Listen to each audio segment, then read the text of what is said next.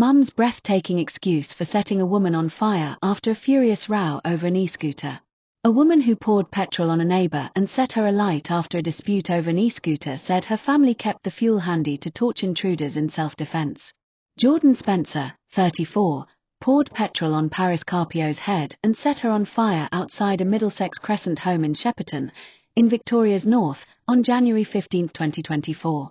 In February, Spencer pleaded guilty to a charge of intentionally causing serious injury in circumstances of gross violence. The court heard the attack occurred following heated arguments about the whereabouts of Ms. Carpio's e-scooter, which Ms. Carpio claimed had been taken by Spencer's ex-partner. Spencer claimed it was that ex-partner who had left a bowl of petrol by her door and instructed her to light them up if faced with an intruder.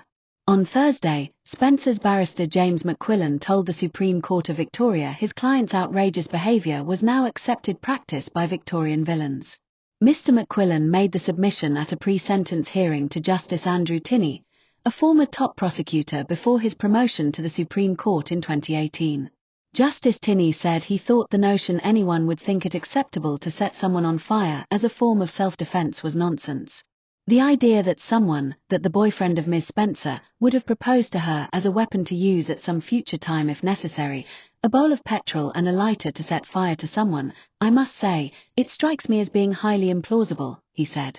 But Mr. McQuillan refuted the judge's observations, citing a number of recent cases where people have faced court in Victoria for setting people on fire.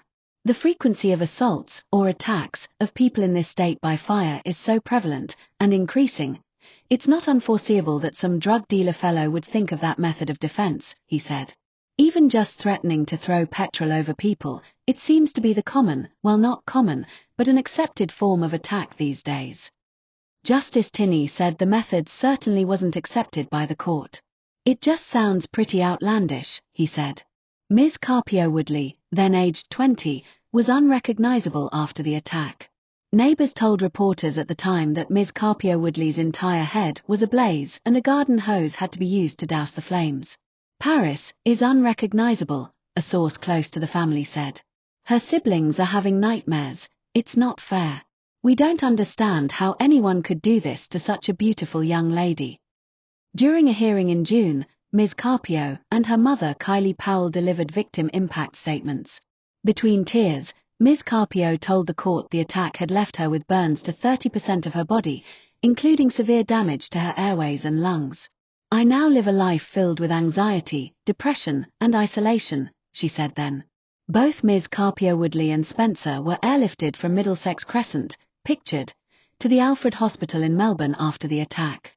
Ms. Powell said her daughter now relied heavily on her and struggled to do the things she used to be able to do, the ABC reported.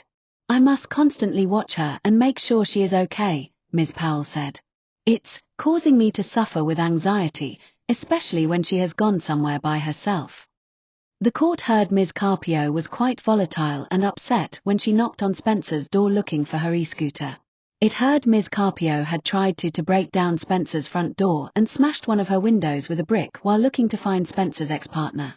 On Thursday, clinical psychologist Courtney Steffens told the court she believed Spencer was likely suffering some kind of psychotic episode at the time of the attack.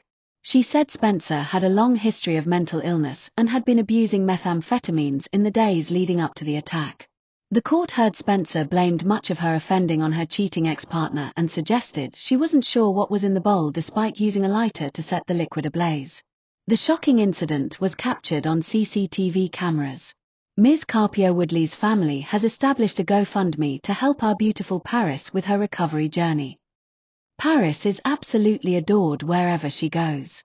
She has a heart of gold. She is a very much loved daughter to her mother Kylie and father Ron, December, and 11 siblings, the fundraiser stated. Paris loves playing football, being with friends and family and laughing. She has a beautiful contagious smile and laugh. Anyone that meets Paris would say the same. The fundraiser has raised just $4,820 of a $10,000 target. The hearing continues.